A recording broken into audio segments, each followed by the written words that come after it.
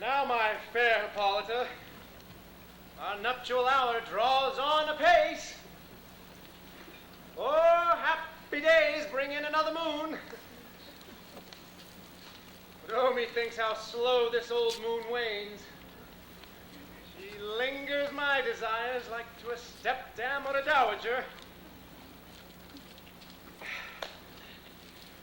Long withering out a young man's revenue. 4 days will quickly steep themselves in night. 4 nights will quickly dream away the time. And then the moon, like to a silver bow new bent in heaven, shall behold the night of our solemnities.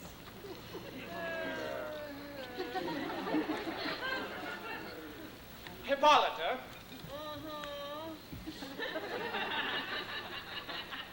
I wooed thee with my sword, and won thy love doing thee injuries. But I'll wed thee in another key, with pomp, with triumph, and with reveling.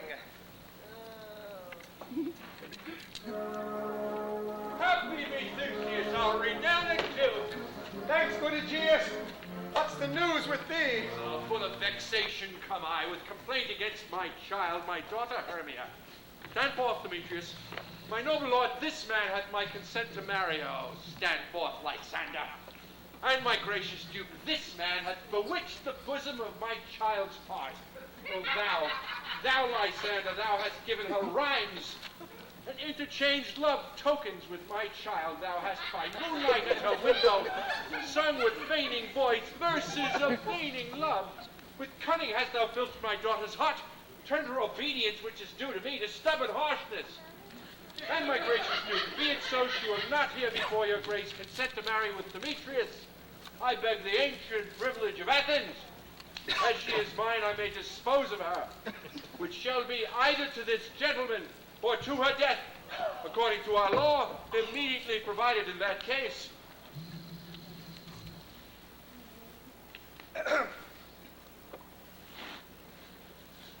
What say you, Hermia? Be advised, fair maid. To you your father should be as a god, one that composed your beauties, yea, and one to whom you are but as a form in wax, by him imprinted, and within his power to leave the figure or disfigure it. Well, Demetrius is a worthy gentleman. So is Lysander. In himself he is. But in this kind, wanting your father's voice, the other must be held the worthier. I beseech your grace that I may know the worst that may befall me in this case if I refuse to wed Demetrius. Either to die the death, or to abjure forever the society of men. So will I grow, so live, so die, my lord, ere I will yield my virgin patent unto his lordship, whose unwished yoke my soul consents not to give sovereignty. Take time to pause. And by the next new moon, the sealing date betwixt my love and me for everlasting bond of fellowship. Upon that date, either prepare to die for disobedience to your father's will, or else to wed Demetrius as he would, or on Diana's altar to protest for high austerity and single life. Relent, sweet Hermia, and Lysander, yield up thy praised title to my certain right. You have her father's love, Demetrius. Let me have Hermia's. Do you marry him? Scornful Lysander, true he hath my love. I am, my lord, as well derived as he, as well possessed. My love is more than his. My fortunes every way is fairly ranked, if not with vantage, as Demetrius. And which is more than all these boasts can be, I am beloved of beauteous Hermia. Why should not I then prosecute my right? Demetrius, I'll avouch it to his head, make love to Didos, daughter Helena, and won her soul. And she, sweet lady, dotes, devoutly dotes in idolatry upon this spotted and inconstant man. I must confess that I had heard so much. But come, Demetrius, and come, Aegeus, you shall go with me. I have some private schooling for you both. For you, fair Hermia, look you arm yourself to fit your fancies to your father's will, or else the law of Athens yields you up, which by no means we may extenuate to death, or to a vow of single life.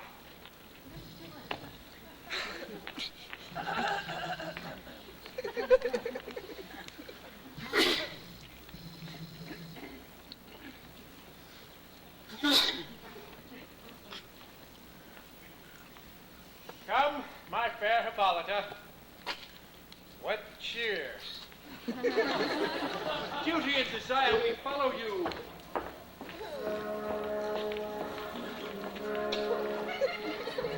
How now, my love? Why is your cheek so pale? How chance the roses there do fade so fast?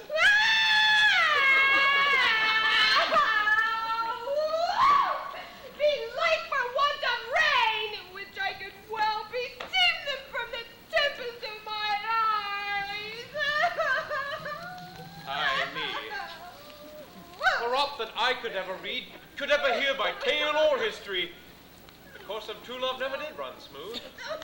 But rather, it was different in broad. Oh, God! Too high to be enthralled to low. Or else misgrafted in respect of years. Oh, spite!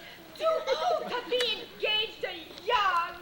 Or else it stood upon the choice of friends. Oh, hell! Choose love by another's eye. Or if there were a sympathy in choice, war, death, or sickness did lay siege to it, making it momentaneous as sound. So quick bright things come to confusion. Therefore, hear me, Hermia. I have a widow aunt, a dowager of great revenue, and she hath no child. From Athens is her house remote 7 leagues, and she respects me as her only son. There, gentle Hermia, may I marry thee, and to that place the sharp Athenian law cannot pursue us. If thou lovest me then, steal forth thy father's house tomorrow night, and in the wood, a league without the town, where I did meet thee once with Helen. Now, to do observance till morn of May, there will I stay for thee. Ah, sweet Lysander, I swear to thee, by Cupid's strongest bow, by his best arrow with the golden head, by the simplicity of Venus' doves, by that which knitteth souls and prospers love, and by that fire which burns the Carthage queen when the false Trojan under sail was seen, and by all the vows that ever men have broke, in number more than women ever spoke. In that same place thou hast appointed me tomorrow, truly will I meet with thee. Keep promise, lover. Oh, look, here comes Helena. Godspeed, fair Helena. Whither away? Call you me fair? Well, that fair again I'd say. Demetrius loves your fair. Oh, happy fair. Your eyes are lodestars, and your tongue sweet air. Oh, teach me how you look, and with what art you sway the motion of Demetrius' heart. I frown upon him, yet he loves me still. Oh, that your teach my smiles such skill. I give him curses. He gives me love. Oh, that my prayers could such affection move. The more I hate, the more he follows me. The more I love, the more he hated me. Oh, his folly, Helen, is no fault of mine. Oh, none! But your beauty, would that fault were mine. Oh. Take comfort. He no more shall see my face. Lysander and myself shall fly this place. Helen! To you, our minds we will unfold. Tomorrow night, through Athens' gates we devise to steal. And in the woods, where often you and I, upon faint primrose beds were wont to lie, emptying our bosoms of their counsel sweet, there my Lysander and myself shall meet, and thence from Athens turn away our eyes to seek new friends and stranger company.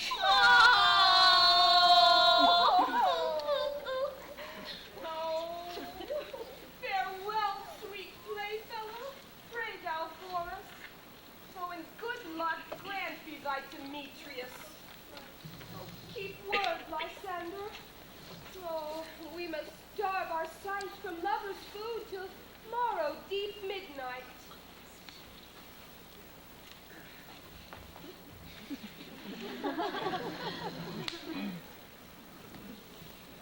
I will, my Hermia. Helena, adieu. As you on him, Demetrius dote on you.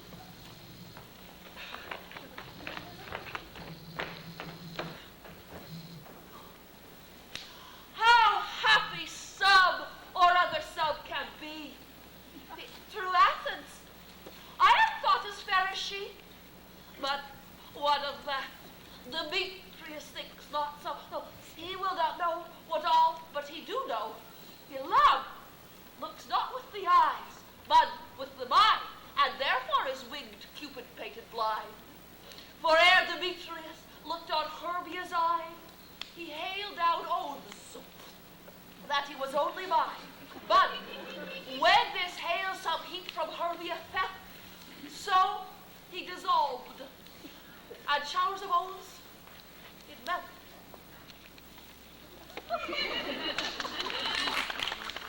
I will go tell him of fair Hermia's flight. Then tomorrow night will he pursue her. And for this intelligence, if I have thanks, it is a dear expense. But herein mean I to enrich my pain, to have his sight thither and back again.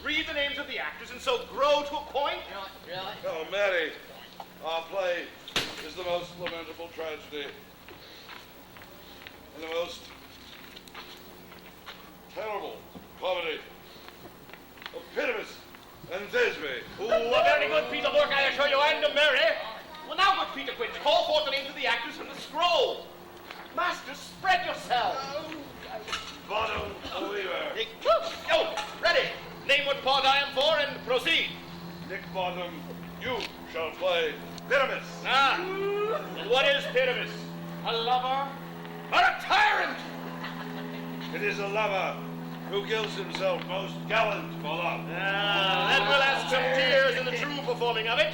If I do it, let the audience look to their eyes. I will move storms. I will condole in some measure.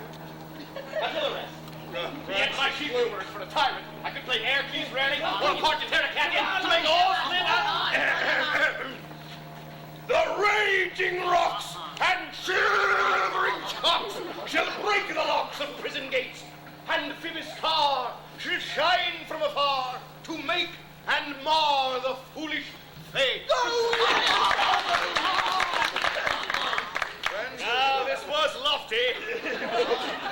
Now, name the rest of the players. This is Aircles' vein, a tyrant's vein. A lover is more condoling. Francis Flute, the bellows mender. Francis Flute, you shall take on you Thisbe. And what's Thisbe then? A wandering knight?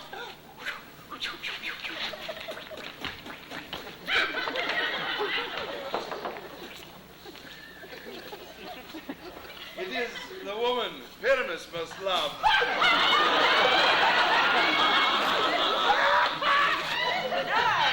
Hey! Let me not play a woman. I've got a beard. Coming. That's all one.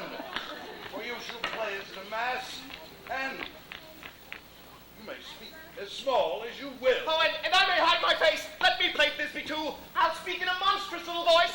Oh, Thisbe, Thisbe, thy Pyramus dear, thy lover dear, thy Thisbe dear, and lady dear. You shall play Pyramus, and you, Flute, Thisbe. Well, proceed. Robin Starveling at the tailor. Here, pretty quince! Robin Starveling, you shall play Pyramus' mother!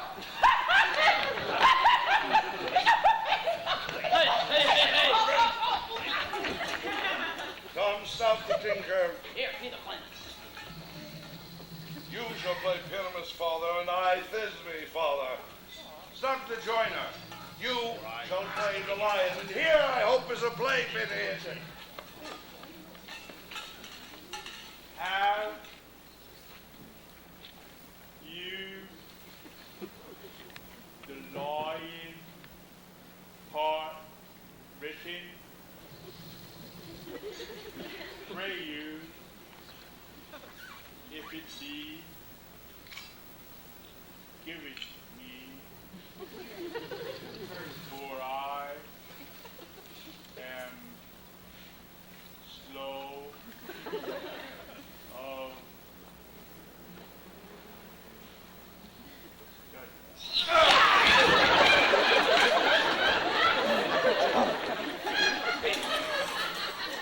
You may do it extempore, for it is nothing but roaring. Oh, let me play the lion too. I would roar that I would do any man's heart good to hear me. I would roar that I would make the Duke say, let him roar again! Let him roar again!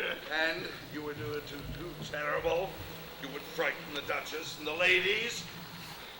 They would shriek, and that were enough to hang us all. They would hang us every mother's son. I grant you, friends, if you should fright the ladies out of their wits, they would have no more discretion then but to hang us. But I will aggravate my voice so that I will roar you as gently as any sucking dove. I will roar you unto any nightingale. You shall play no part but Pyramus.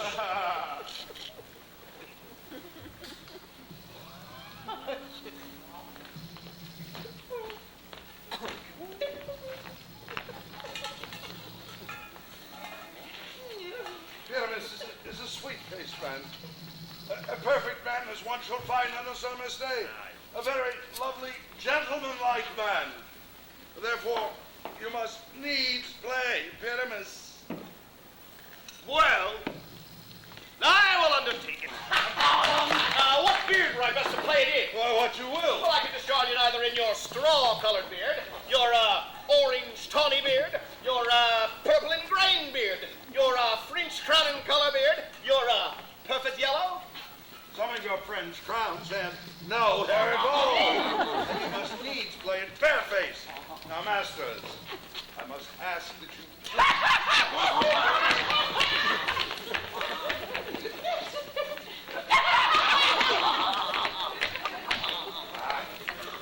Masters, here are your parts. And I am to request you, and to entreat you, and to desire you to come by tomorrow night. What, tomorrow? And meet me at the Palace Wood, a mile without the town. There will we rehearse by moonlight. For if we meet in the city, we'll be dogged with company and all our devices known. In the meanwhile, I will draw up a bill of property such as our play wants. I pray you, fail me not. We will meet, and there we may rehearse most obscenely and courageously. Take pains, be perfect. At the Duke's Oak, we meet. Enough! Hold or cut bowstring.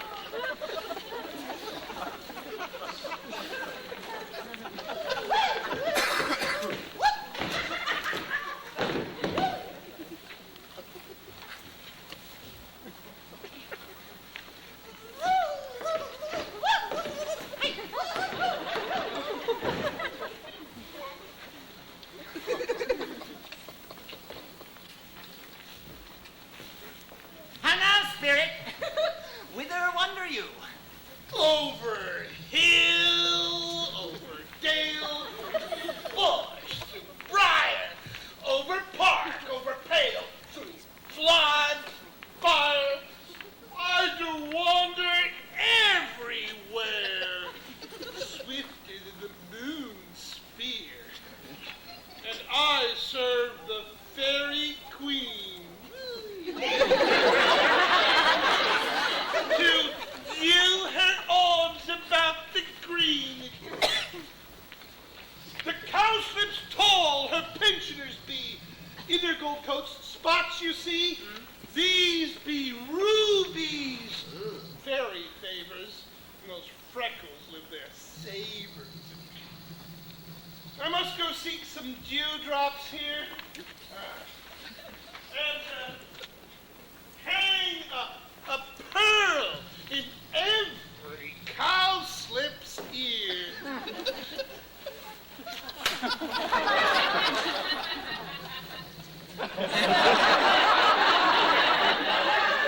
Farewell, thou novel spirits. I'll be gone. The queen and all her elves come here anon. The king doth keep his revels here tonight. Take heed the queen cannot within his sight, for Oberon is passing fell in wrath, cause that she is her attendant hath a lovely boy stolen from an Indian king. Woo! She never had so sweet the changeling, but jealous Oberon would have the child knight of his train to trace the forest wild. Woo! But she perforce withholds the loved boy. She crowns him with flowers. Makes them all rejoice. And now they never meet in grove or green by fountain clear or spangled starlight sheen. But they do square. That all their elves for fear, they creep into acorn cups and hide them there. Either I mistake your shape and making quite, or else you are that shrewd and navy sprite called Robin Goodfellow. Are not you he that frights the maidens of the villagery, those that hobgoblin call you, and sweet Puck? You do the work, and they shall have good luck. Are not you he? Wait, that speaks right. I am that very wonder of the night. I just to Oberon. Make him smile when I a fat and bean-fed horse beguile, neighing in the likeness of a filly foal. Sometimes their guy, in a gossip's bowl, in the very likeness of a roasted crab. And when she drinks, against her lips I bawl, and on a withered tulip, pour the ale. Room, fairy, here comes Oberon. And here my mistress. Would that he were gone.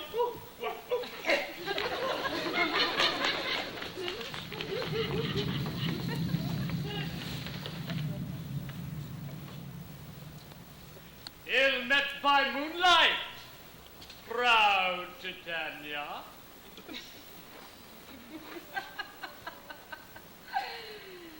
What? Jealous, Oberon? Carrie! Skip hence! I have forsworn his bed and company. Tarry, rash wanton, am not I thy lord? Then I must be thy lady. But I know when thou hast stolen away from fairyland, and in the shape of Corin, sat all day playing on pipes of corn, and boasting love to amorous Philida. Why art thou here? Come from the furthest steep of India, but forsooth, the bouncing Amazon, your buskined mistress, and your warrior love to Theseus must be wedded. And you come to give their bed joy and prosperity. How canst thou thus for shame, Titania, glance at my credit with Hippolyta, knowing I know thy love to Theseus? These are the forgeries of jealousy. And never since the midsummer spring met we on hill, in dale, forest, or mead, by paved fountain, or by rushy brook, or in the beached margins of the sea to dance our ringlets to the whistling wind. But with thy brawls thou hast disturbed our sport.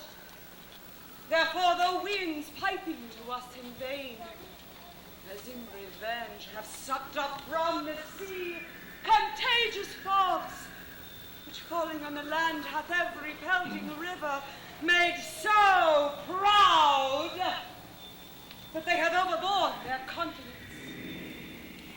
And through this distemperature we see the seasons alter, the spring, the summer, the childing autumn, angry winter change their wonted liveries. And the mazed world by their increase knows not which is which. And this same progeny of evils comes from our debate, from our dissension. We are their parents and origin. Do you amend it then? It lies in you. Why should Titania cross her Oberon? I do but beg a little changeling boy to be my henchman. Set your heart at rest! The very land buys not the child of me.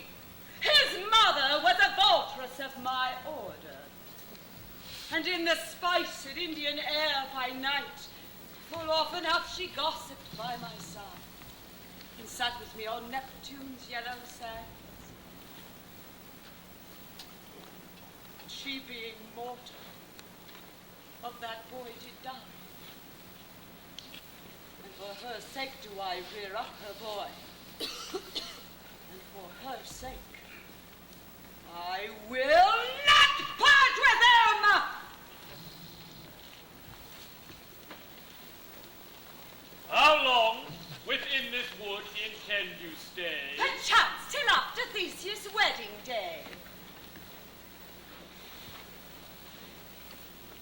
if you will patiently dance in our rounds and see the moonlight revels go with us. If not, shun me, and I will spare your haunts. Give me that boy, and I will go with thee. Not for thy failing kingdom! Turning away! We shall chide downright by longer stay.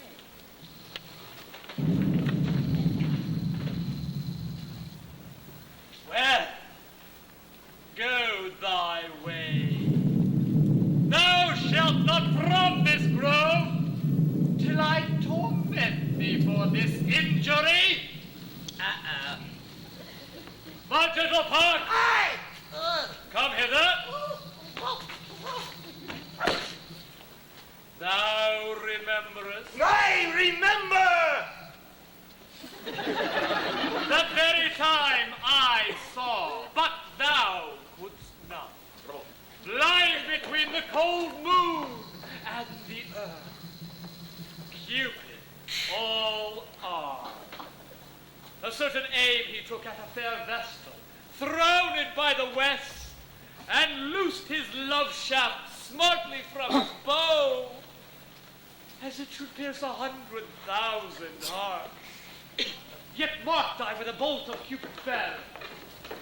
It fell upon a little western flower, before milk white, now purple with love's womb.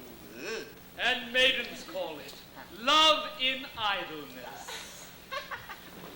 Fetch me this flower. The herb I showed thee once. The juice of it on sleeping eyelids laid will make or man or woman madly dote upon the next live creature that it sees. Fetch me this herb! And be thou here again, ere the Leviathan can swim a league. I will put a girdle round about the earth in 40 minutes.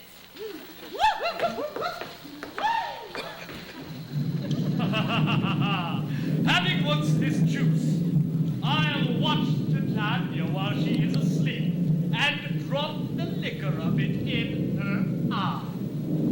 The next thing then she waking looks upon, be it on lion, bear, or wolf, or bull, on meddling monkey, or on busy ape, she shall pursue it with the soul of love. And ere I take this charm from off her sight, as I can take it with another herb, I'll make her render up her page to me. No! But who comes here? I am invisible, and I will overhear their conference. I love you not! Therefore, pursue me not! You draw me, you hard-hearted adamant! And yet you dwell as iron, for my heart is true as steel. Leave you your power to draw, and I shall have the power to follow you. Do I entice you? Do I stick you fair? Or rather, do I not in plainest truth tell you I do not, nor I cannot love you? And even for that do I love you the more. I am your spaniel. And Demetrius, the more you beat me, I will fawn on you. Who use me but as your spaniel? Spurn me, strike me, neglect me, lose me. Only give me leave, unworthy as I am, to follow you.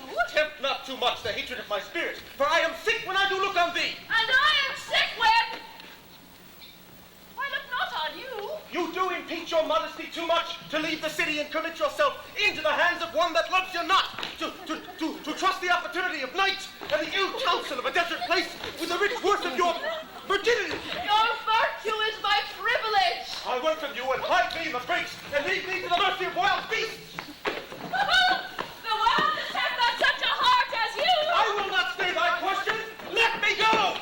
Or if thou follow me, do not believe, but I will do you mischief in the woods. Aye, if it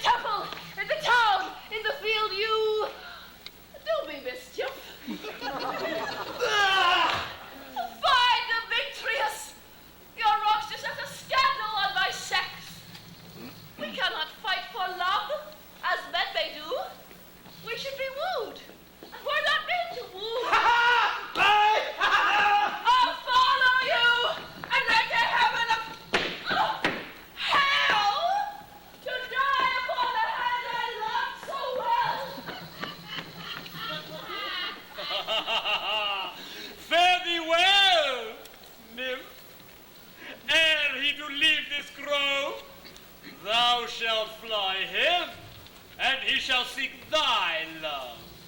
Ah.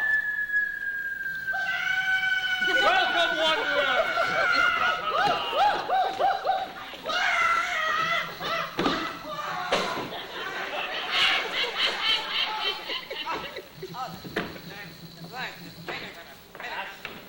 Hast thou the flower there?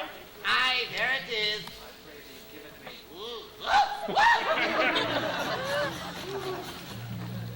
I know a bank where the wild thyme blows, where ox lips and the nodding violet grows quite o'ercanopied with luscious woodbine, with sweet musk roses and with eglantine.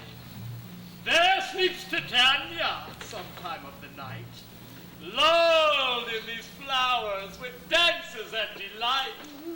And then the snake throws her enamel skin weed wide enough to wrap a fairy in.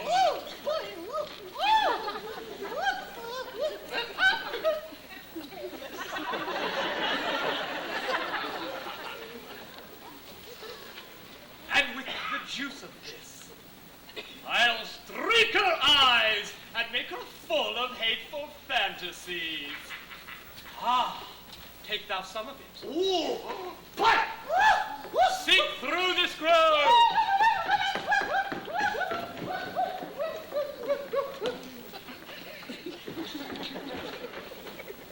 A sweet Athenian lady is in love with a disdainful youth. Anoint his eyes, but do it when the next thing he espies may be the lady. Thou shalt know the man by the Athenian garments he hath on. fear not, my lord. Your servant shall do so.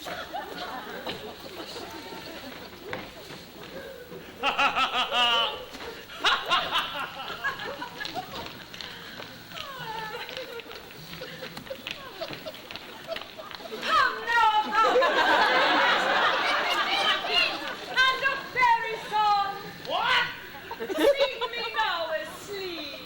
Then to your offices and let me rest.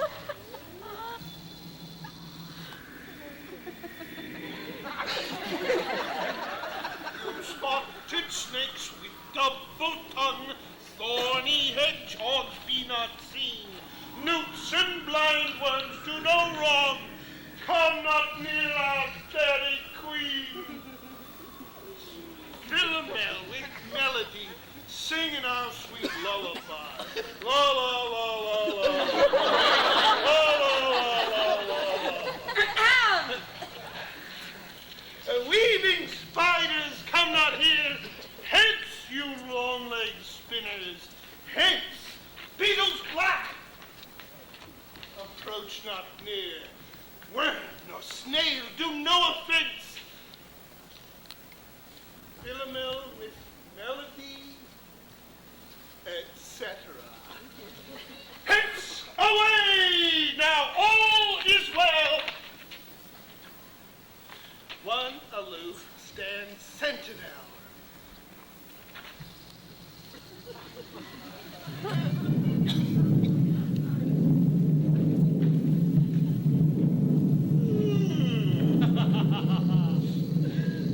What thou seest when thou dost wake, do it for thy true love take. Love and languish for his sake. Be it ouse, or cat, or bear, hard or boar with grizzled hair, in thy eye it shall appear. When thou wakes, it is thy dear. Wait, when some vile thing is near.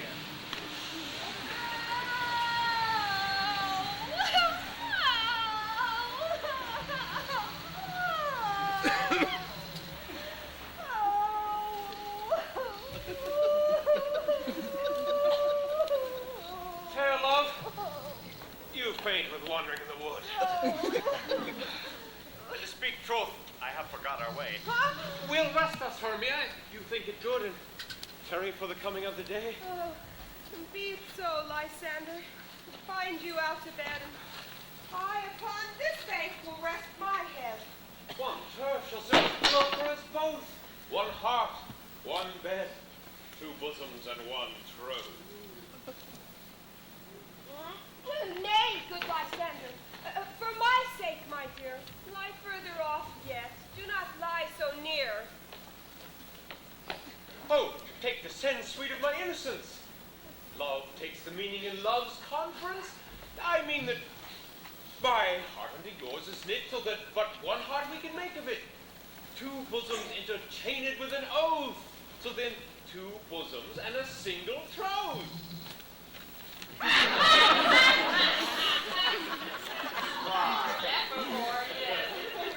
And by your side no bedroom me deny, for lying so, Hermia, I do not lie. Oh, Lysander riddles very prettily. Now much beshrew my manners and my pride, if Hermia meant to say Lysander lied. So far be distant, and good night, sweet friend. Thy love ne'er alter till thy sweet life end. Amen. Amen to that fair prayer, say I. And then end life when I in loyalty. Here's my bed. Sleep, give thee all his rest. With half that wish, the wisher's eyes be pressed.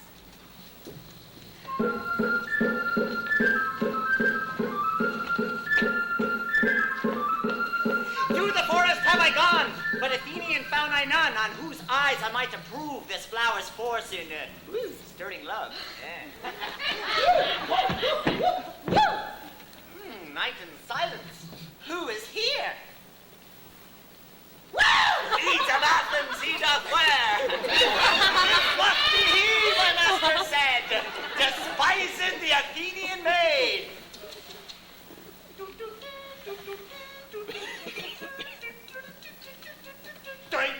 Here's the maiden, sleeping sound on the dank and dirty ground. Pretty soul, she durst not lie near this lack love. This kill courtesy. Sure, upon thy eyes I throw all the power this charm doth owe. When thou wakest, let love forbid sleep his seat on thy eyelid. So, awake! Zing! When I'm gone. For I must now to Oberon.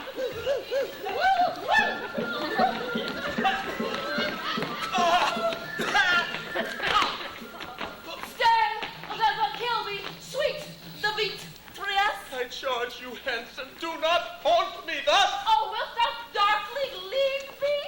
Do not so. Stay on thy peril. I alone will go. Oh! I am out of breath in this fogged chase. The more my prayer, the lesser is my grace. Oh! Happy is Hermia, wheresoe'er she lies, for she hath blessed and attractive eyes. Oh, how came her eyes so bright? Not with salt tears. If so, my eyes are oftener washed than hers. No. No, I am as ugly as a bear, for beasts that meet me run away for fear.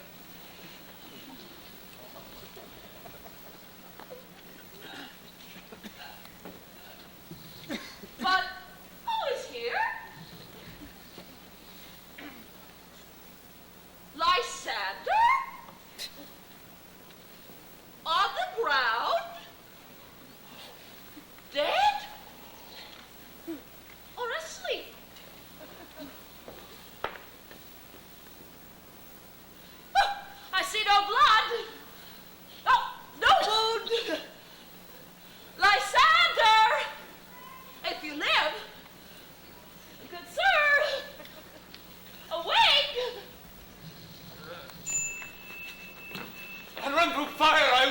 my sweet face. Transparent, Helena. Nature shows us that through thy bosom lets me see thy heart. What is Demetrius? Oh, how fit a word is that vile name to perish on my sword. Do not say so. Lysander, say not so. What though he love your Hermia? Lord, what though? Yet Hermia still loves you. Then be content. And? Hermia? Ew! I do repent the tedious minutes I with her have spent. What Helena I love. Wherefore was I to this keen mockery born? When at your hands did I deserve this scorn? Ah, that a lady of one man refused should of another therefore be abused. She's not Hermia. Hermia, sleep thou there. Never mayest thou come Lysander near. For as a surfeit of the sweetest things, the deepest loathing to the stomach brings. And all my powers address your love and might to honor Helen and to be her knight.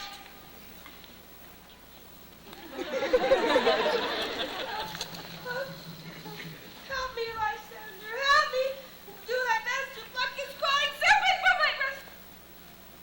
Ay me, for pity, what a dream was here! Lysander, look how I do quake with fear!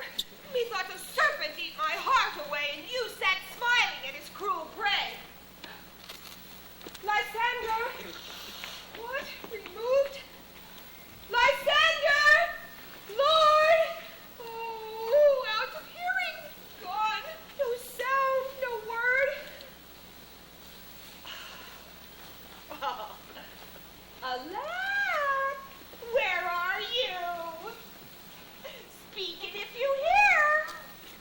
Speak of all love! Oh, I swoon almost with fear. No? Oh! Then I well perceive you are not nigh.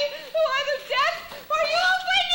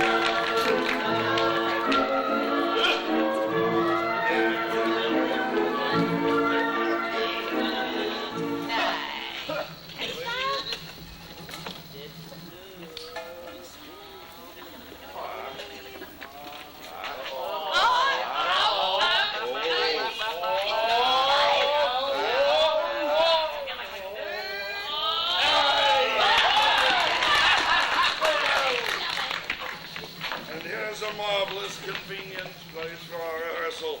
This green spot shall be our stage. This hawthorn brake, our tiring house, and we shall do it all in action, as we shall do it before the Duke. Peter Quince! What sayest thou, Bully Bottom? Now, there are things in this comedy of Pyramus and Thisbe which will never please. First, Pyramus must draw a sword to kill himself, which the ladies cannot abide. How answer you that? Oh, Lord, can a parlet fear? I believe we should leave the killing out when all is done. Not a whit. I have a device to make all well. Write me a prologue, and let the prologue seem to say we will do no harm with our swords, and that Pyramus is not killed indeed. And for the more better assurance, tell them that I, Pyramus, am not Pyramus, but Bottom the Weaver. This will put them out of fear.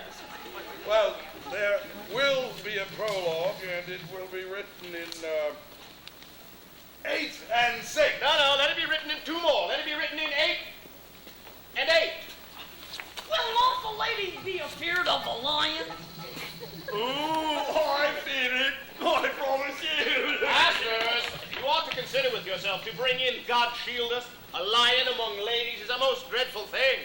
For there is no more fearful wild fowl than your lion living. And we ought to look to it.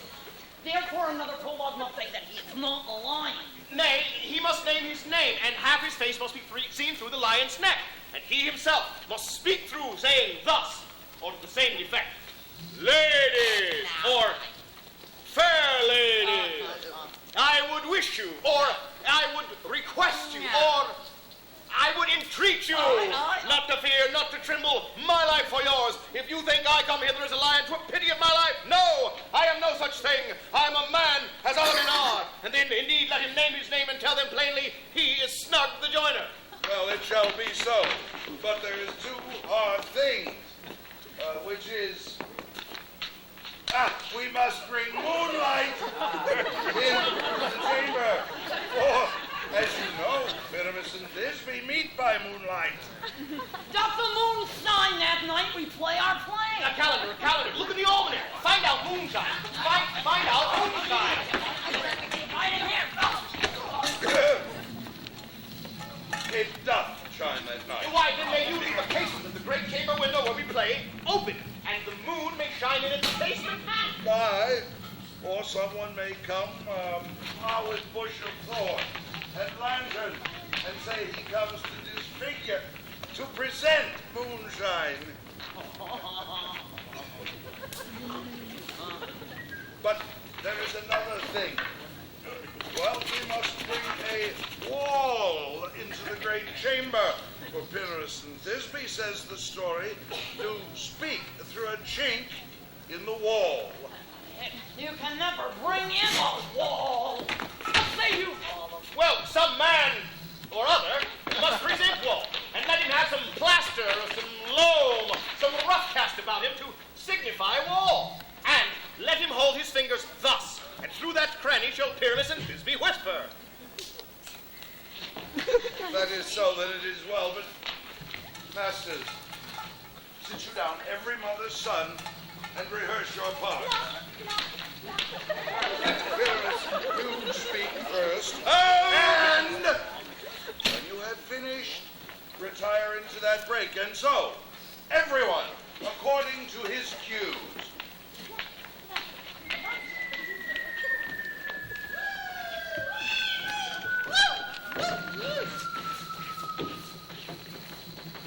What hempen homespuns have we swaggering here? So near the cradle of the fairy queen. What? A play tard? I'll be an auditor! Or an actor too, perhaps. I see cause. Pyramus, speak. Thisbe, stand forth.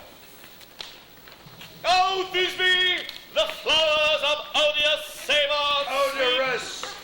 Odorous. Odors savor sweet.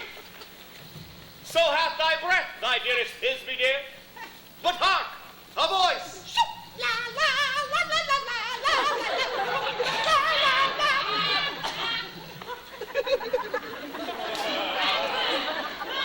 Stay thou but here a while, and by I will to thee appear. A stranger Pyramus than e'er played here.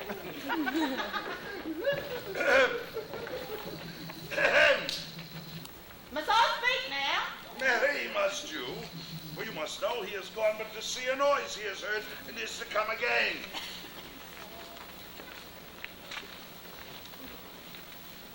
Most radiant Pyramus!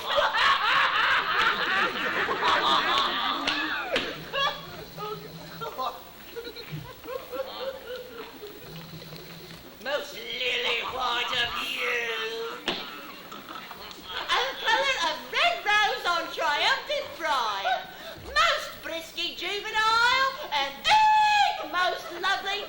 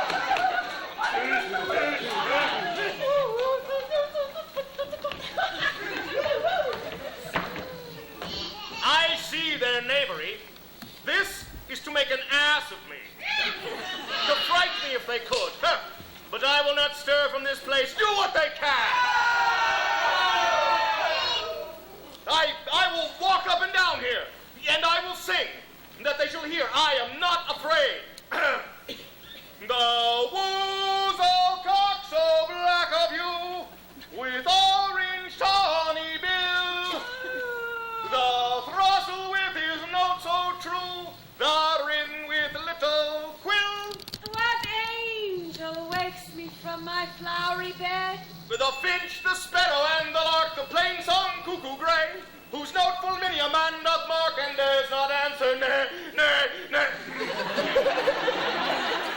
For indeed, who would set his wit to so foolish a bird? Who would give the bird a lie, though he cry, cuckoo, never so? I pray thee, gentle mortal, sing again. Mine ear is much in habit of thy note. Woe is mine, I am thralled to thy shame, and thy fair virtue's force perforce doth move me on first view to say, to swear I love thee. Methinks, mistress, you have little reason for that. Yet, to say the truth, reason and love keep little company together nowadays. More's the pity some honest neighbor will not make them friends. Nay, I can gleek upon occasion. Thou art as wise as thou art beautiful. Not so neither, but if I had wit enough to get out of this wood, I have enough to serve mine own turn. Out of this wood do not desire to go. Thou shalt remain here whether thou wilt or no. I am a spirit of no common rate. The summer still doth tend upon my state, and I do love thee. Therefore, go with me. I'll give thee fairies to attend on thee, and they will fetch thee jewels from the deep, and sing while thou on pressed flowers dost sleep. And I will purge thy mortal throat, so that thou shalt like an airy spirit go. Peace blossom, cobweb, moth, mustard seed.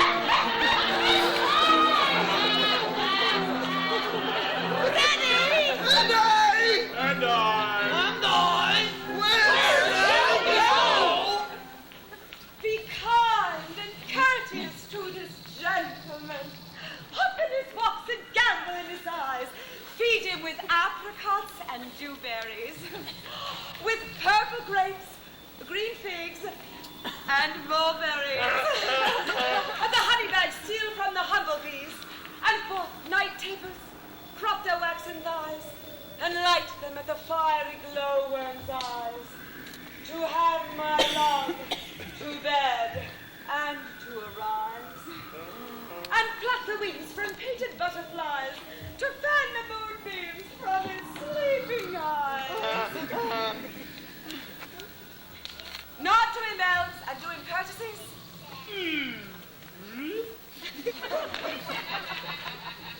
Hail, mortal! Hail, mortal! Hail! Hail!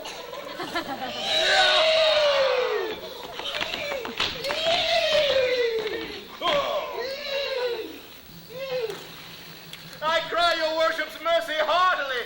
I beseech your worship's name. Cobweb! Oh, good master Cobweb. I shall desire you of more acquaintance. If I cut my finger, I shall make bold with you, Your name, honest gentleman? Peace blossom. Oh, pray you commend me to Mistress Squash, your mother, and to Master Peascod, your father. I shall desire you of more acquaintance, too. Good Master Peas Blossom. Your name, I beseech you, sir. Mustard seed. Good Master Mustard Seed. I know your patience well. That same cowardly giant like ox beef hath devoured many a gentleman of your house. I promise you, your kindred hath made my eyes water ere now. I desire you of more acquaintance, too. Good Master Mustard Seed. Come wait upon him. Lead him to my bower. The moon, methinks, looks with a watery eye, and when she weeps, weeps every little flower. Lamenting some enforced chastity. Tie up my lover's tongue, and bring him silently.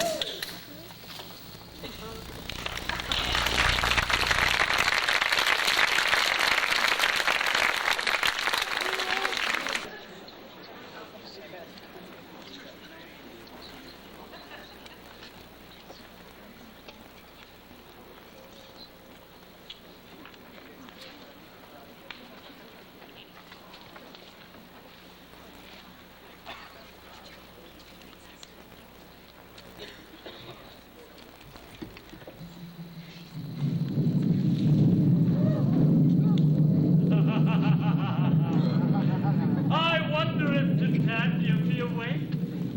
Then what it was that next came in her eye, which she must dote on in extremity.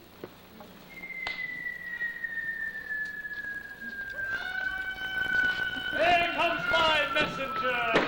How now, man spirit? What night rule now about this haunted grove? Hey, my mistress with a monster is in love!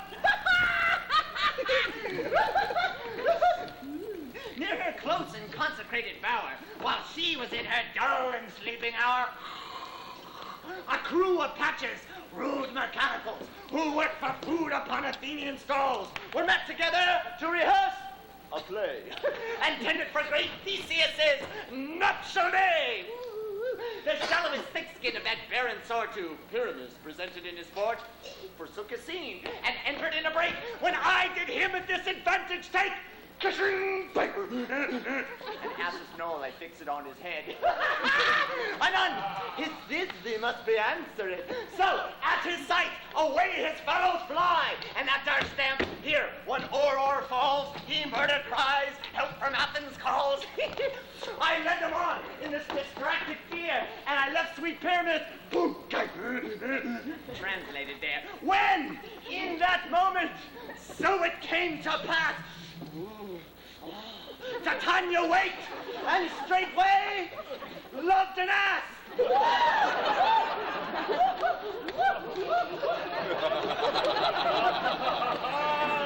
This falls out better than I could devise.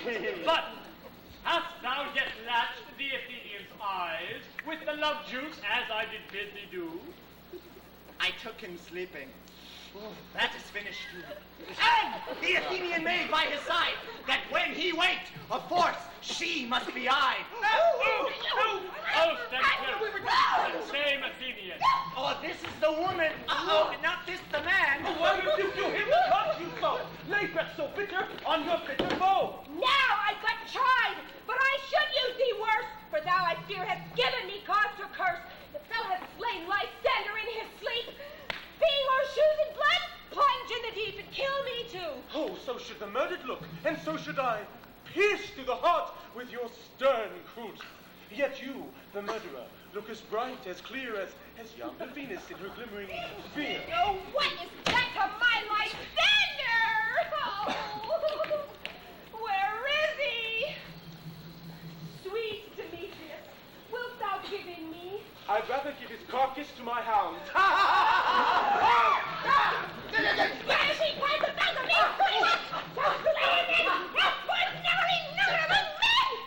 You spend your passion in a misprized mood. I am not guilty of Lysander's blood, nor is he dead, for aught that I can tell.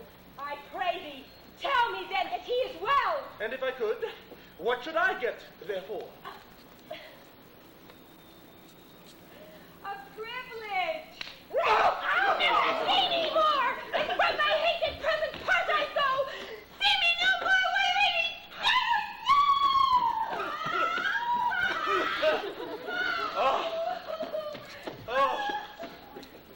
There is no following her in this fierce vein. Here, therefore, for a while I will remain. So sorrow's heaviness doth heavier grow, for debts that bankrupt sleep doth sorrow owe, which now in some slight measure it will pay, if for his tender here, I make some stay. Oh, what hast thou done? Thou hast mistaken quite, and laid the love dew thoughts of true love's side. About this wood, go, swifter than the wind, and Helena of Athens look thou fine. By some illusion see thou bring her here. I'll charm his eyes, gates she do appear. I go! Shing! I go! Skilling! Look how I go, swifter than arrow from the Tartar's bow. Shing!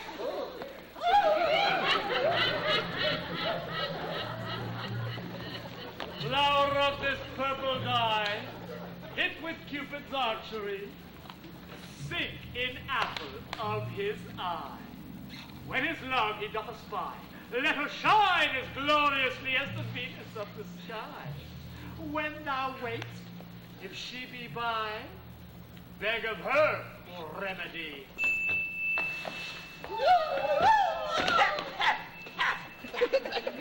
Captain of a fairy band, Helena is here at hand, and the youth, mistook by me, pleading for a lover's fee. Shall we their fond pageant see? Lord, what fools these mortals be. Oh, stand aside. The noise they make will cause Demetrius to wake. Oh, then shall two at once woo one. Woo! That must needs be sports alone, for those things do best please me, that befall preposterously. Why should you think that I should woo in scorn? Scorn and derision never come in tears. Oh, you do advance your cutting more and more. When truth kills truth, oh, devilish holy fray. These vows are pervious. Will you give her o'er? I had no judgment when to her I swore. Nor none in my mind. Now you give her o'er. Demetrius loves her, he loves not you. Oh, Helen! Goddess! Nymph! Perfect! Divine! To what, my love, shall I compare thine eye? Crystal is muddy. Oh, how ripe show thy lips. Rose tempting cherries, kissing grow. Oh, hell! Oh, spite! Now I see you are all bent to set against me for your merriment. Well, if you were men, as men you are in show, you would not use a gentle lady so to vow and swear and superpraise my parts. When I am sure you hate me with your heart, for you both are rivals and love Hermia. And now, both rivals to mock Helena. You are unkind, Demetrius, be not so. When you love Hermia, this you know I know. Here, with all goodwill, with all my heart. In Hermia's love I yield you up my part, and yours of Helena to me bequeath, whom I do love, and will do till my death. Never did mockers waste more idle breath. Lysander, keep your Hermia, I will none. If e'er I loved her, all that love is gone.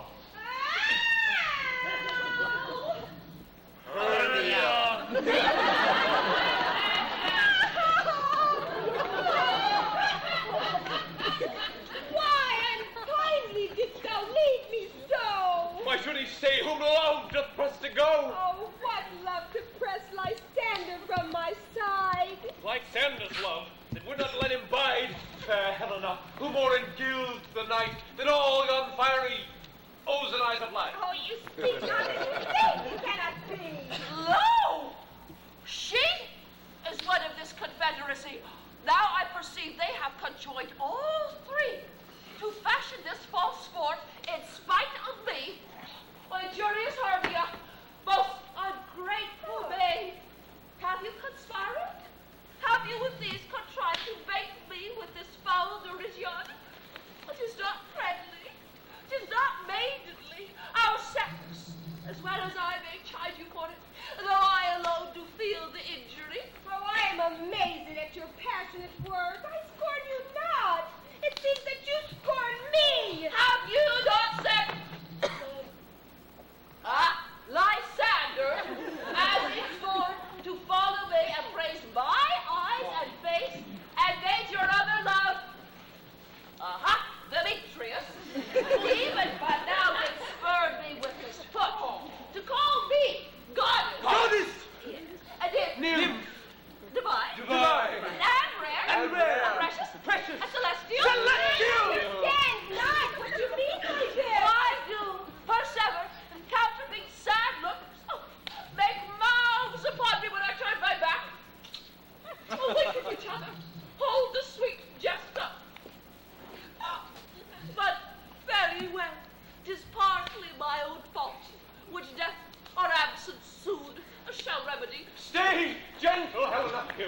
refuse my love, my life, my soul, fair Helena.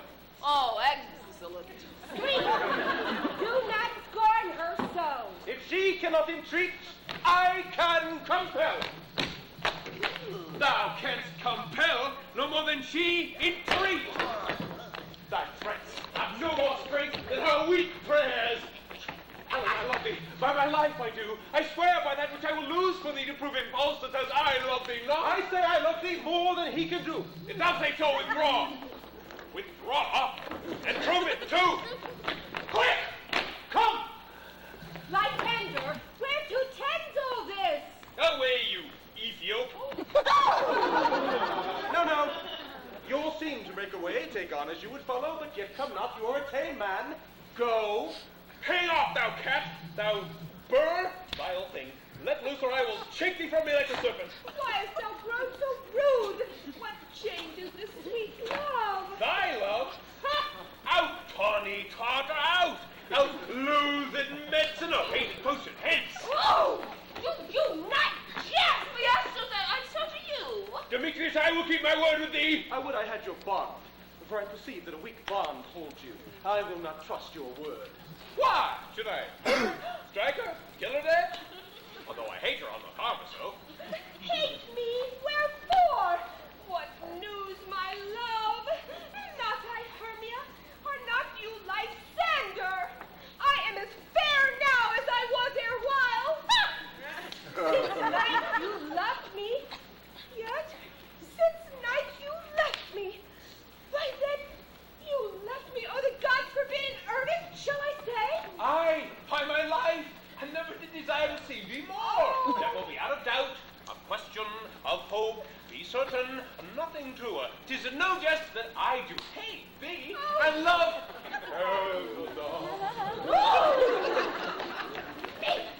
You, juggler!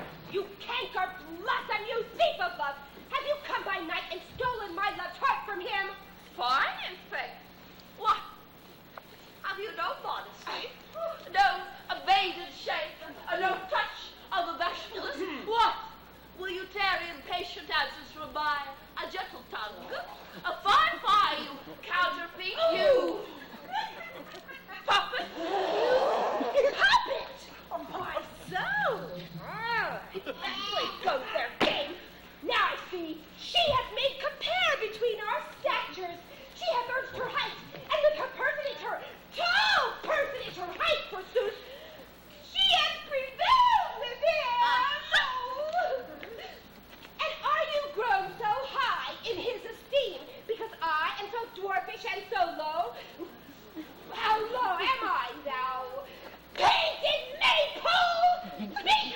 How low am I? I am not yet so low that my nails can reach my nose! My pray, gentlemen, although you mock me, let her not hurt me. I was never cursed. I have no gift at all in shrewdness. I have a right made for my cowardice. You perhaps may think because she is something lower than myself that I can match her. Lower? Be not afraid, Helena, she shall not harm thee. No, she shall not, though you take her part. Oh, when she is angry, she is keen and shrewd. She was a vixen when she went to school. And though she be but little, she is fierce. Little again! Nothing but little and low! Why will you suffer her to flog me back? Come to her! Get thee gone, you dwarf. You minimus of hindering not grass maid. Speed, you acorn. You are too officious in behalf of her that scorns your services. Let her alone. Speak not of Helena, take not her part, for if thou dost intend never so little show of love to her, thou shalt abide it.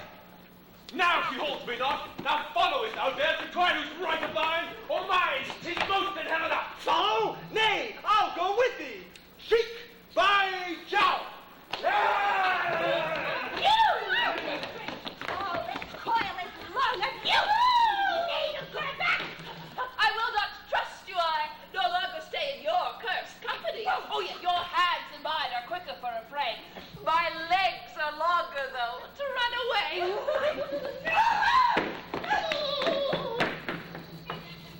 I am amazed and know not what to say.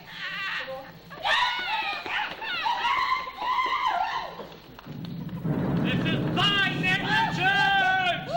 Still thou mistakest, or else commit thy knaveries willfully. A bleedy king of shadows, I mistook. Did you not tell me that I should know the man by the Athenian garments he had on? And so far blameless proves my enterprise, that I have anointed an Athenian's eyes. And so far am I glad it's so distorted. This there jangling I esteem a sport. Thou seest these lovers seek a place to fight.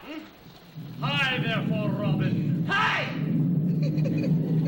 Overcast the night, and lead these testy rivals so astray, as one come not within another's way. Like to Lysander, sometime brave thy tongue, then stir Demetrius up with bitter wrong, and sometime rail thou like Demetrius, and from each other look thou lead them thus. From o'er their brows death counterfeiting sleep, with leaden legs and batty wings doth creep. Then weave this herb in Lysander's eye, whose liquor hath this virtuous property, to take from thence all error with its might, and make his eyeballs roll with wanton sight. When next they wake, all this derision shall seem a dream and fruitless vision, whilst I in this affair do thee employ. I'll to my queen and beg her Indian boy, and then I will her charming eye release from monsters' view, and all things shall be peace. King of shadows, this must be done in haste, for night's swift dragons cut the clouds full fast. But notwithstanding haste, make no delay. We may effect this business yet ere day.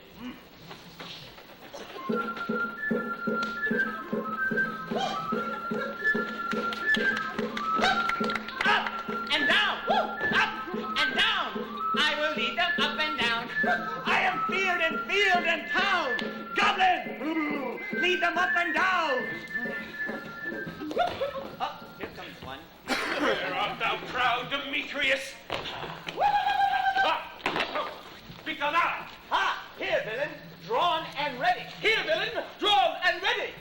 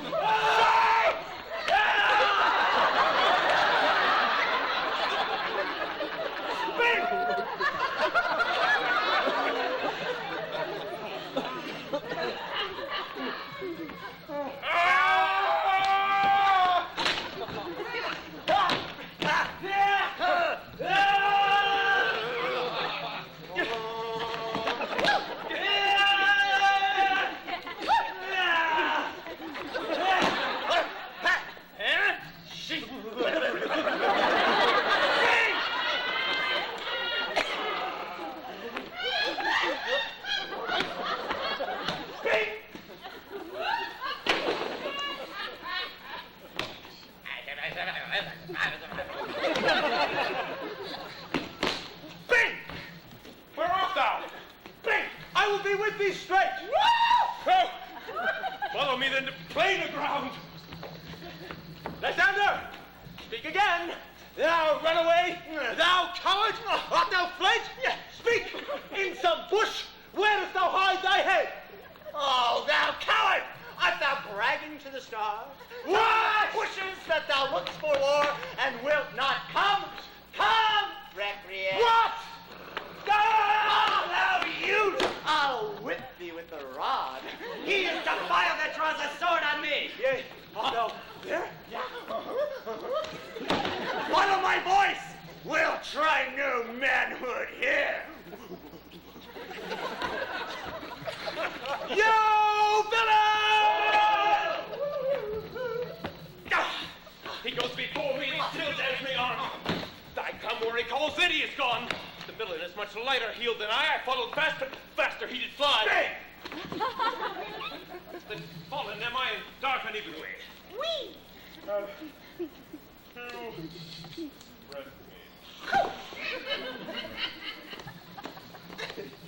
Come, thou gentle day. Bang!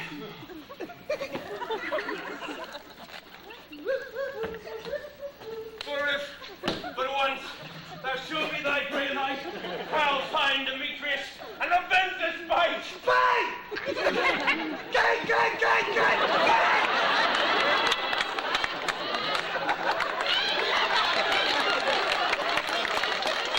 Ho, ho!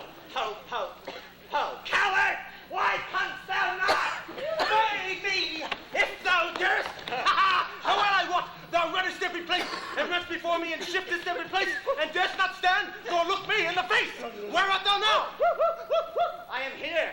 Ooh, come hither. Thou mockest me, but thou shalt buy the steer, if ever I thy face by daylight see. Bang!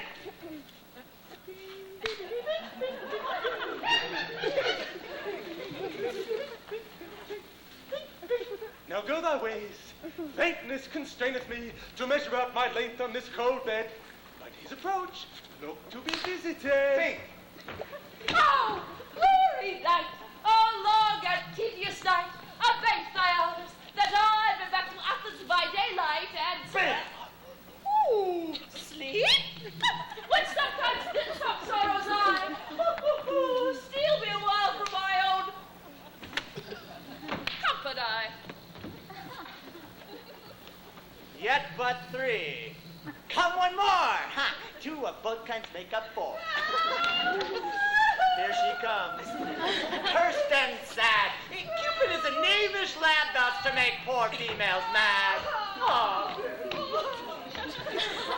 Never so weary, never so in woe, bedabbled with dew and torn with briars. I can no further crawl, I can no further go. My legs keep no pace with my desire. Oh, pig. Here will I rest me till the break of day. Oh, heaven shield Lysander if they meet a fray.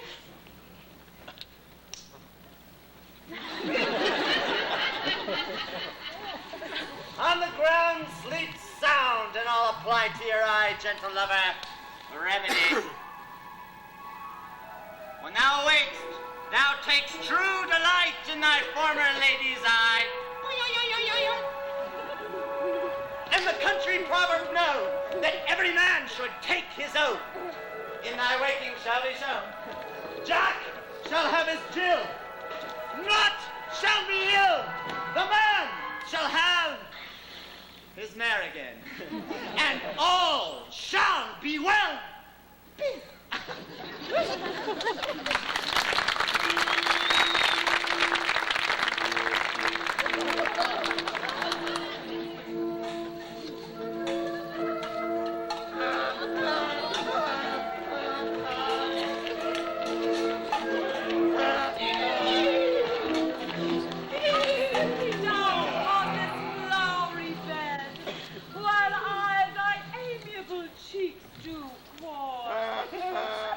And stick musk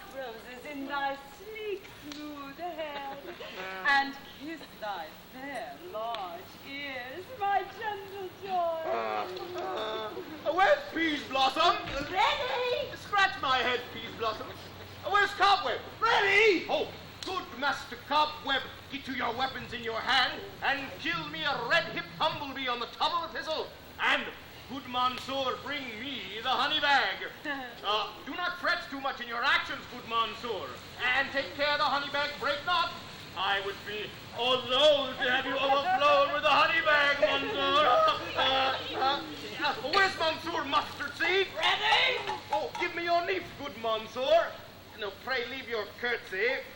What is your will? Well, nothing but to help Cavalry's Cobweb to scratch. I must to the barber's, for methinks I'm marvelous hairy about the face. And I am such a tender ass. If my hair do but tickle me, I must scratch. What? Wilt thou hear some music, my sweet love? For I have a reasonable good ear in music. Let's have the tongs and the bones. Or, say, sweet love, what thou desirest to eat. Truly? A peck of provender. I could munch or could dry oats. Methinks I have a great desire for a bottle of hay. Good hay, sweet hay hath no fellow, huh? I have a venture, Mary, who shall seek the squirrel's hoard and fetch thee new nuts. I'd rather have a handful or two of dried peas.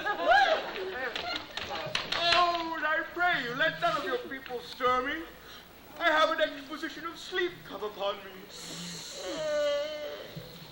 Sleep thou, and I will wind thee in my arms. Fairies, be gone, and be always away.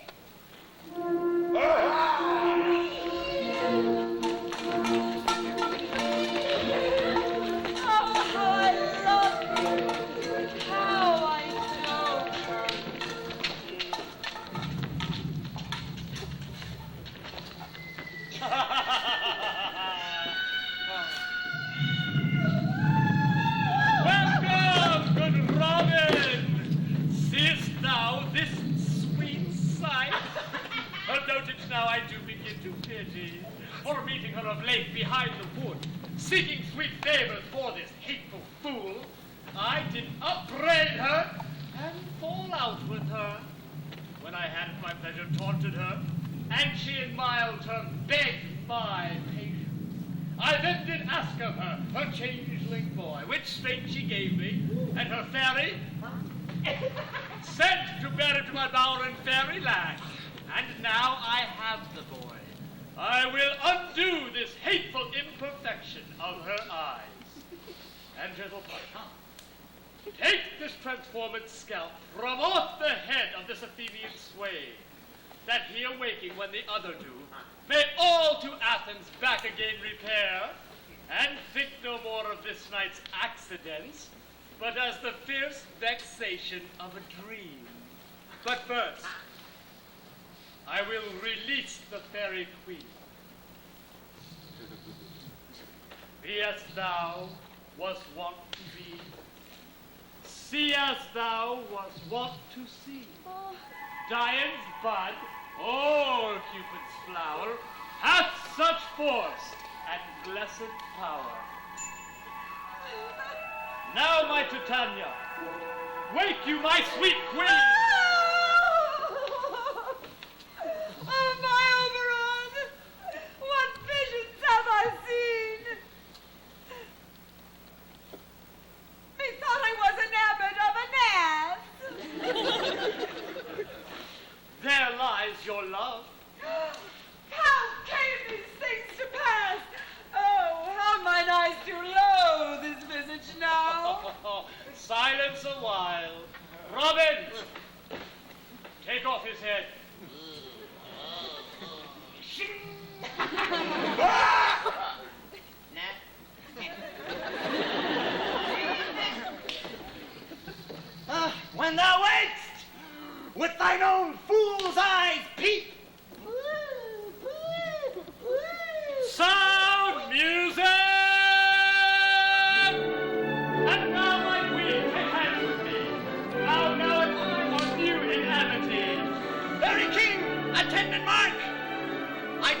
morning, lad. Then, my queen, silent sad, trip we after night's shade.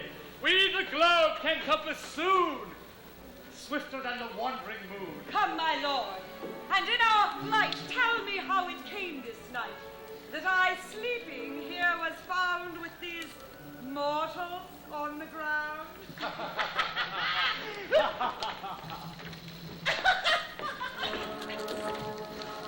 Fair queen, up to the mountain top, and mark the musical confusion of sound, and echo in conjunction.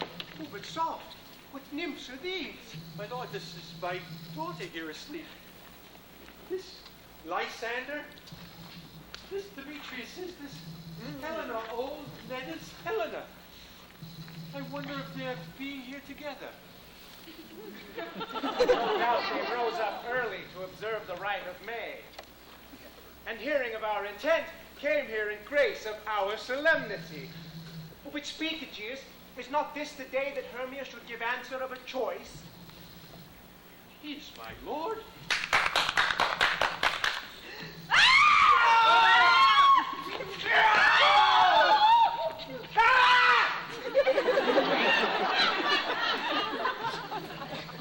Good morrow, friends. St. Valentine is past. Begin these woodbirds but to couple now? Oh, pardon, my lord. Oh, I pray you all, stand up. I know you two are rival enemies. How comes this gentle concord in the world that hatred is so far from jealousy to sleep with hate and fear no enmity? my lord, I shall reply amazedly, half sleep, half waking. But as yet I swear I cannot truly say how I came here. But as I think, for truly would I speak, and now I do bethink me, so it is. I came with Hermia hither. Our intent was to be gone from Athens, where we might, with the peril of the Athenian law. Enough. You have enough, my lord, I beg. The law upon its head, they would have stolen away. They would, Demetrius, thereby to have defeated you and me. You of your wife and me of my consent that she should be your wife.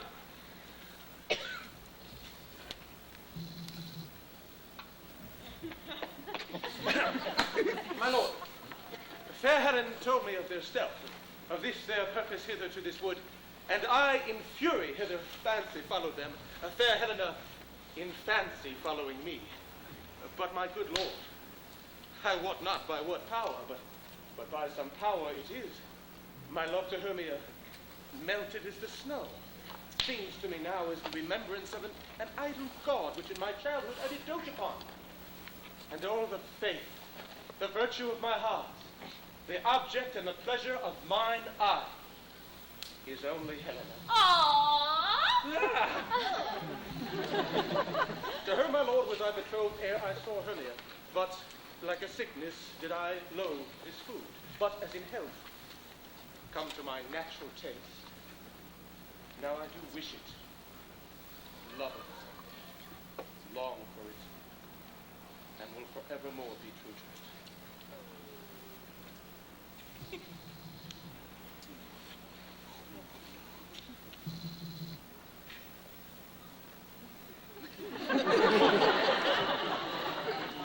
Fair lovers, you are fortunately met.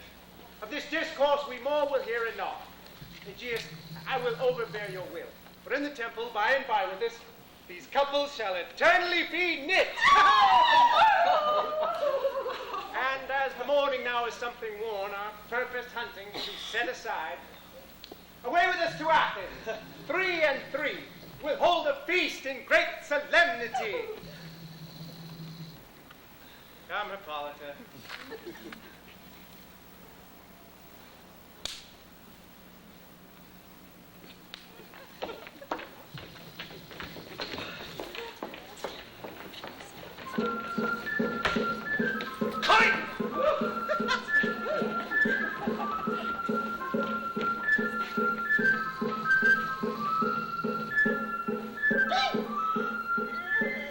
When my cue comes, call and I will answer. My next is most fair Pyramus. Ho!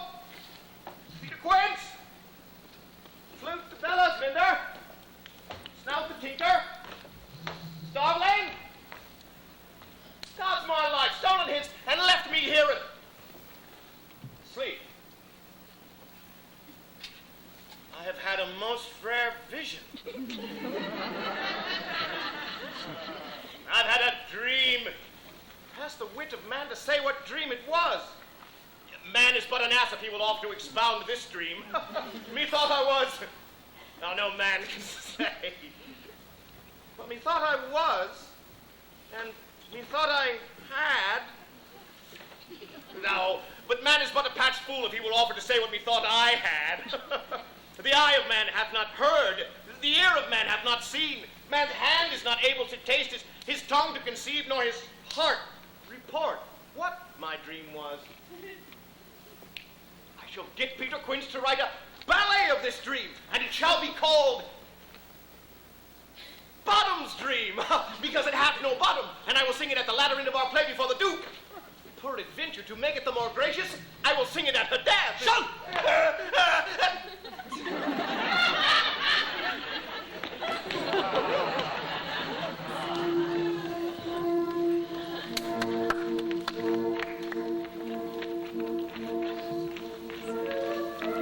Have you sent to Bottom's house? Is he come home yet? He cannot be heard of. Out of doubt, he is spoken. If he come not, the play is marred. It goes not forward. Nothing? It is not possible. He is the only man in all Athens. None can discharge the part of Pyramus save he. Nay, he hath simply the best wit of any handicraft man in Athens. I am the best man and the very paramour of a sweet voice. You must say Paragon. Paramoris. God bless us, a thing of dogs. Masters! The Duke is coming from the temple, and there is 2 or 3 lords and ladies more merry. Before starting on forward, we'd have all been made men. Oh, sweet bully Bottom. Thus hath he lost 6 pence a day in his life. He cannot escape 6 pence a day. And the Duke had not paid him 6 pence a day in Pyramus or be hanged. He did deserve it. 6 pence a day in Pyramus or nothing. Well, off his land! Well, off his land! Masters, I am to discourse wonder. You but ask me not what. Or if I tell you I am not true Athenian. Well, I will tell you everything. Right? Speak to us, sweet Bottom. Not a word of me. All I will say is that the Duke hath dined. Get your apparel together, good strings to your beards, new ribbons to your pumps, meet presently at the palace. Every man look o'er his part. For the short and long is, our play is preferred. In any case, let Thisbe have clean linen, and let not him that plays a lion pare his nails, for they shall hang out as the lion's claws. And, most dear actors, eat no onions, nor garlic, for we are to utter sweet breath, and I do not doubt but to hear them say, it is a sweet comedy. No more words. Away! Go! Away!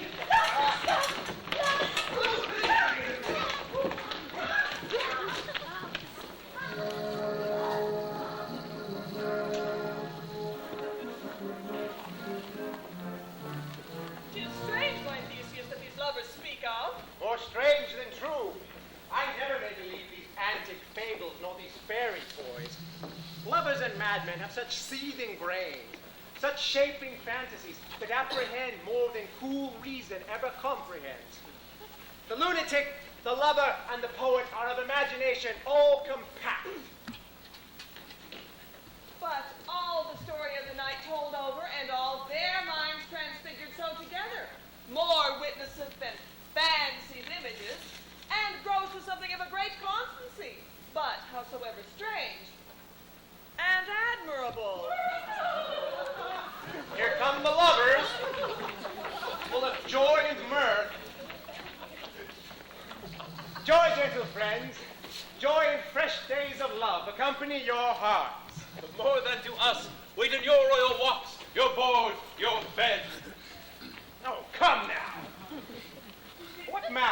What dances shall we have to wear away this long age of 3 hours between our after supper and bedtime? It is a free family sports, all right. Make choice of which your highness will see first.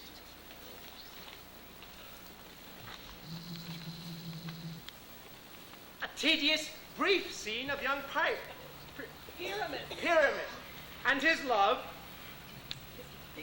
Thisbe. Very tragical mirth. Merry and tragical, tedious and brief. This is hot ice and wondrous strange snow. How shall we find the concord of this discord? We'll hear it. Bring them in. Take your places, ladies.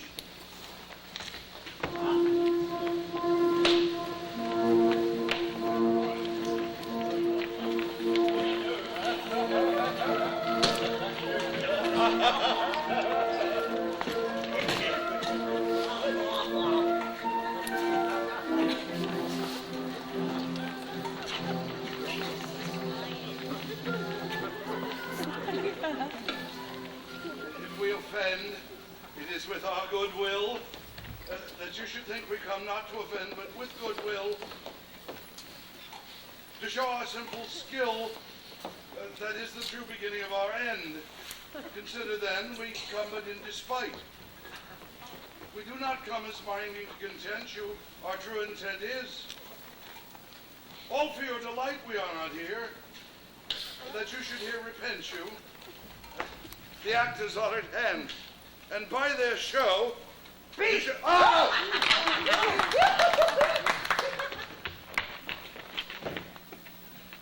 You shall know all that you are like to know. This fellow doth not stand upon points. Gentles, perhaps you wonder at our show. But wonder on, till truth make all things plain. This man is Pyramus, if you would know. This beauteous lady, Thisbe, ascertained.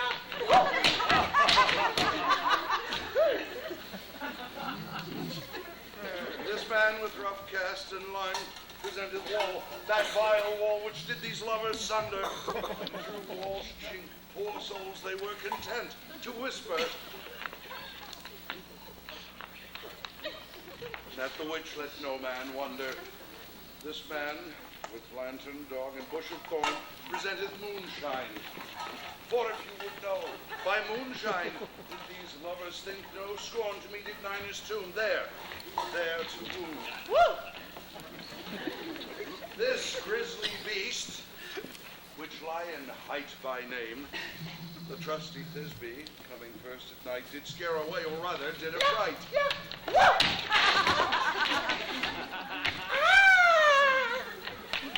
And as she fled, her mantle she did fall.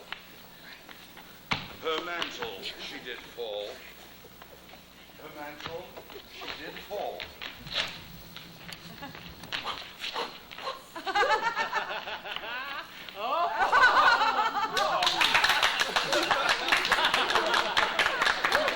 Which lion vile, with bloody mouth did stain.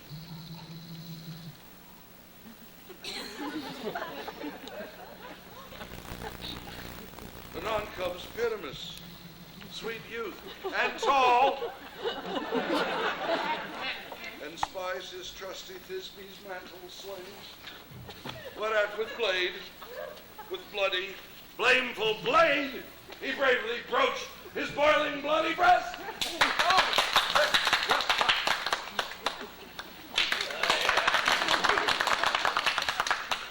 While Thisbe, tearing the mulberry shade, his dagger drew. His dagger drew.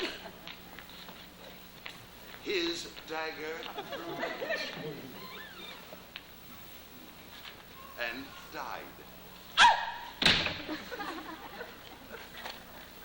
Let lion, moonshine wall, and lovers twain at large discourse, while here they do remain.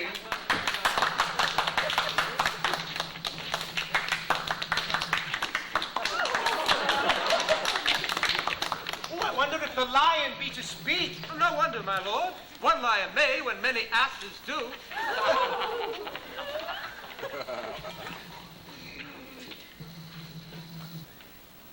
In this same interlude it does befall that I, once not by name, present a wall. Such a wall as I would have you think, that had in it a crannied hole or chink, through which the lovers, Aramis and Thisbe, did whisper often, very secretly. And it's long the thrust cast and the stone doth show that I am that same wall. The truth is so. This the cranny is bright and sinister, through which the fearful lovers are to whisper. Would you desire lime and hair to speak better? It is the wittiest partition, my lord, that ever I heard discourse. Oh, Pyramus draws near the wall. Silence. oh, grim looked night, oh, night which you so black, oh, night which ever art when day is not, oh, night, alack, alack, alack. I fear my Thisbe's promises, forgot. And thou, O wall, O sweet and lovely wall, thou standest between her father's ground and mine. And thou, O wall, O sweet and lovely wall, show me thy chink to blink through with mine eyes. Show me thy chink to blink through with mine eyes. Show me thy chink to blink. Thanks, courteous wall. Job shield ye well for this. But what see I? No Thisbe do I see. O wicked wall, through whom I see no bliss. Cursed be thy stones for thus deceiving me. The wall, methinks, being sensible, should curse again. No, in truth, sir. Deceiving me is Thisbe's cue. She is to enter now, and I'm to spy her through the wall.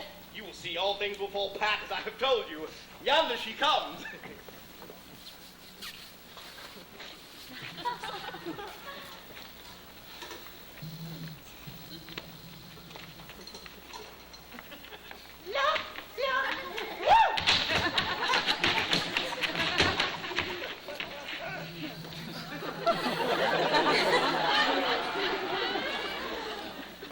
Oh, wall, full often hast thou heard my moans. Before parting my fair Pyramus and me, my ruby lips have often kissed thy stones. Nothing. I see a voice. Now will I to the chink and spy, and I can hear my Thisbe's face.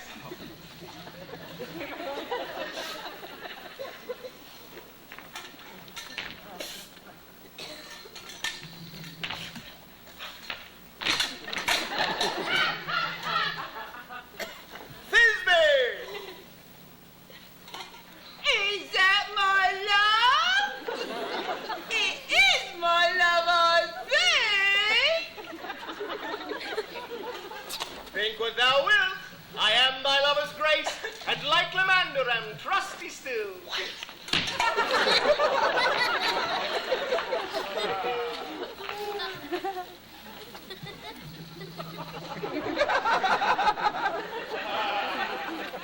And I, like Helen, till the fates me kill.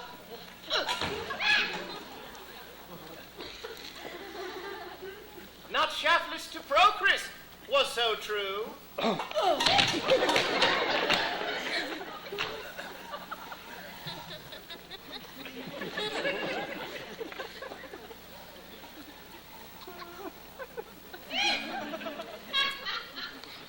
As shaftless to Protru as I to you!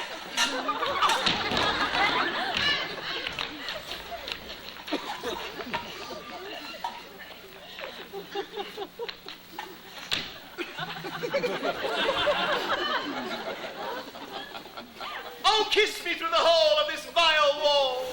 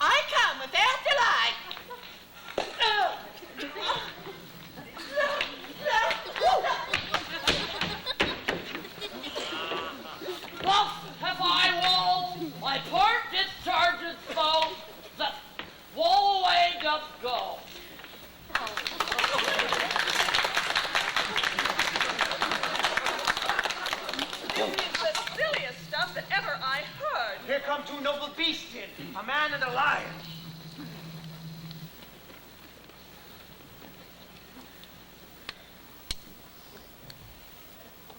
You, ladies, you, whose gentle heart do fear the smallest, monstrous mouse that creeps on floor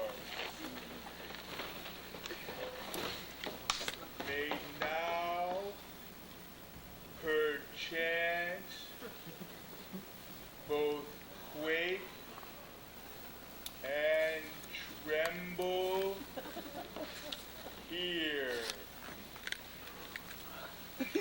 when lion rock in wildest rage doth roar. Bing!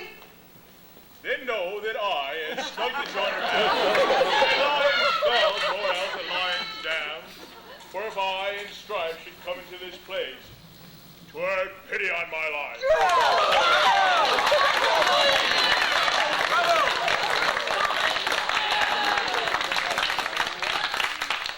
Very gentle beast and of good conscience. The very best of beasts, my lord, that e'er I saw. This lion is a very fox for himself. True, and a goose for his discretion.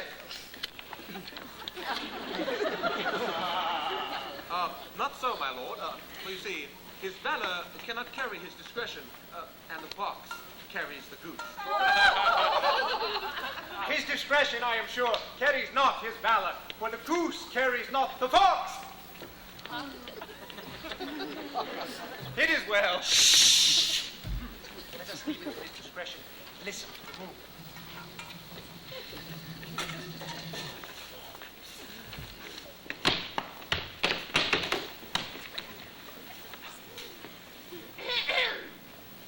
This lantern doth the haunted moon present. He should have worn the horns upon his head. He is no crescent, and the horns are invisible within the circumference.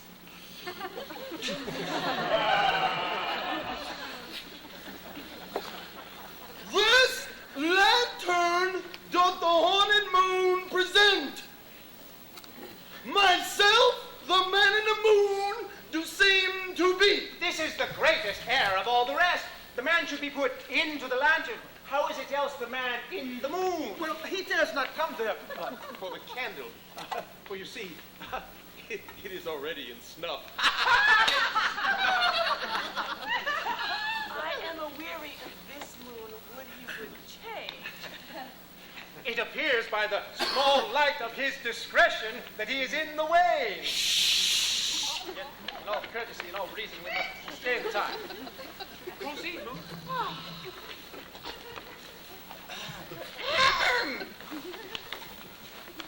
Well, all I have to say is to tell you this lantern is the moon, or is the man in the moon, this thorn bush, me thorn bush, and this dog, me dog.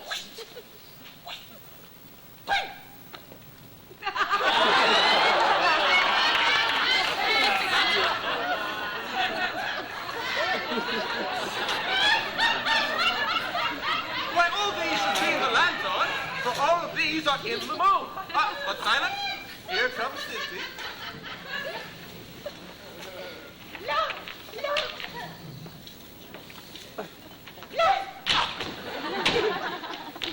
This is all Ninny's too. Where's my love?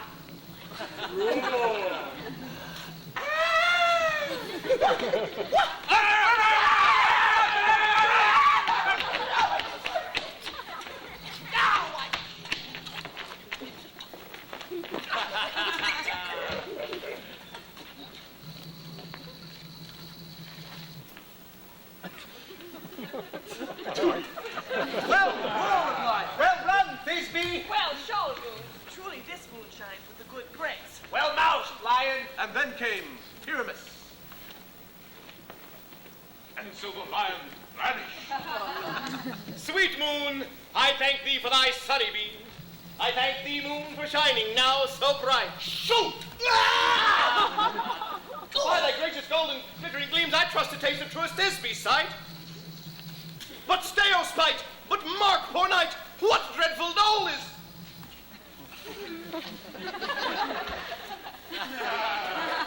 Here? Eyes, do you see? How can it be? Oh, dainty duck, oh dear, thy mantle good. What? Stained with blood? Oh, approach, ye furies fell. Oh, come, come, cut thread and thrum, quail, crush, conclude, and quell. Oh, this passion and the death of a dear friend will go near to make a man look sad. Be sure, my heart, but I pity the man.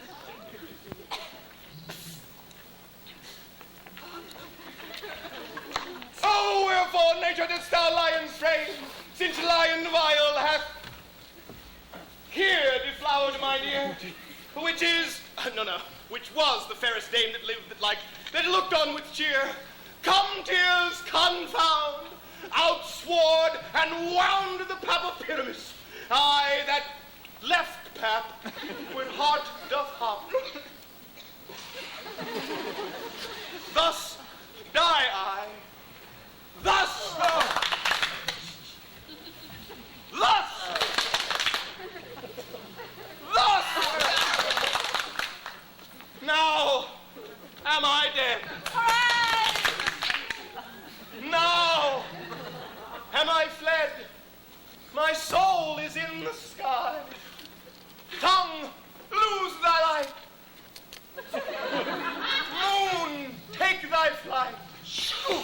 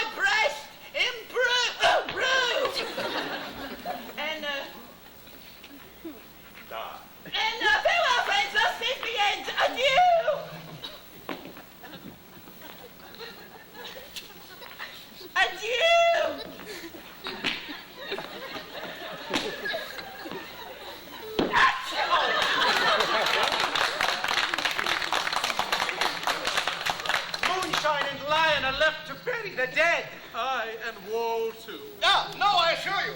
The wall is down part of their fathers. Will it please you to see the epilogue or to hear a burgomaster dance between two of our company? No epilogue, I pray you. For your play needs no excuse. Never excuse.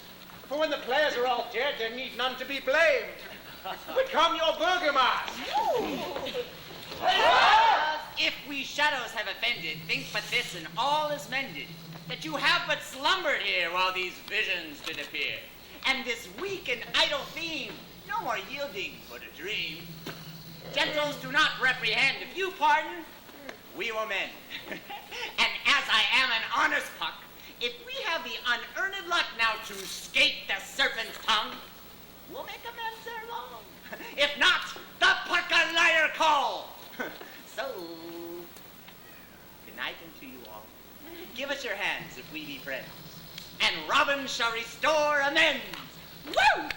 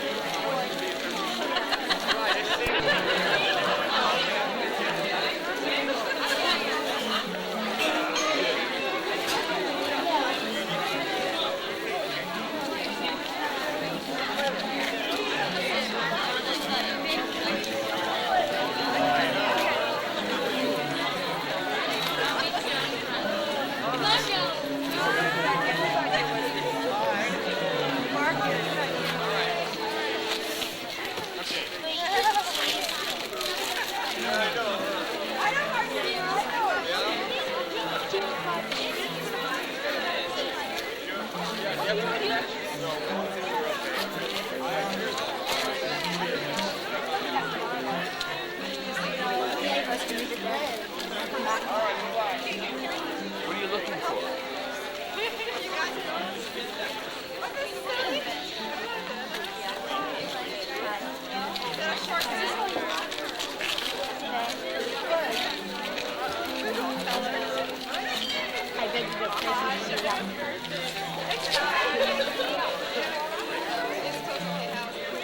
Where's going back?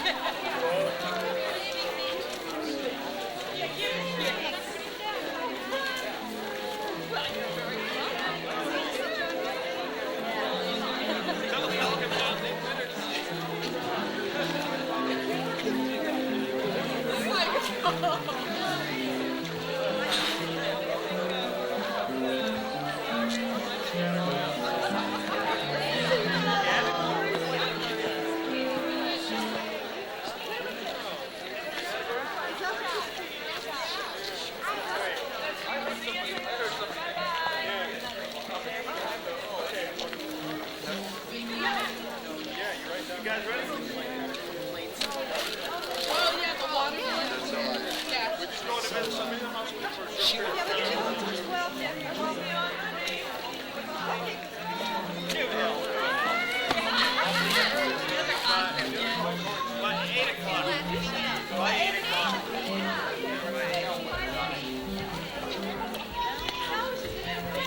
o'clock.